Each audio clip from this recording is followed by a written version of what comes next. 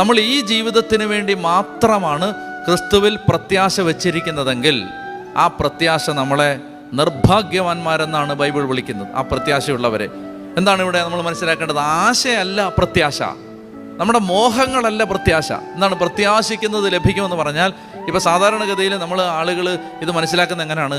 ആ പ്രത്യാശിക്കുന്നത് ലഭിക്കും. സാധാരണ മനുഷ്യർ മനസ്സിലാക്കിയിരിക്കുന്നത്, എനിക്ക് വീടില്ല, അപ്പോൾ ഞാൻ അങ്ങ് പ്രത്യാശിക്കുകയാണ് എനിക്ക് കർത്താവ് ഒരു വീട് തരും. ഇതൊന്നും അല്ല പ്രത്യാശ. അതിനെക്കുറിച്ചല്ല ബൈബിൾ പ്രത്യാശ എന്ന്. പ്രത്യാശ എപ്പോഴും നിങ്ങളുടെ മനസ്സിൽ ഇത് നല്ലതുപോലെ ഉറക്കണം. പ്രത്യാശ എന്നൊരു വാക്ക് ബൈബിളിൽ കണ്ടാൽ അതെപ്പോഴും ഈ ലോകത്തിനപ്പുറത്തുള്ള സ്വർഗീയമായ ഒരു കാര്യത്തെക്കുറിച്ചുള്ള വാക്കാണ്. അതില്ലാത്ത ഒരാൾക്ക്, നിത്യതയെക്കുറിച്ച് ഒരു അവബോധമില്ലാത്ത ഒരാൾക്ക് ഈ ബൈബിൾ ഒരിക്കലും മനസ്സിലാവില്ല.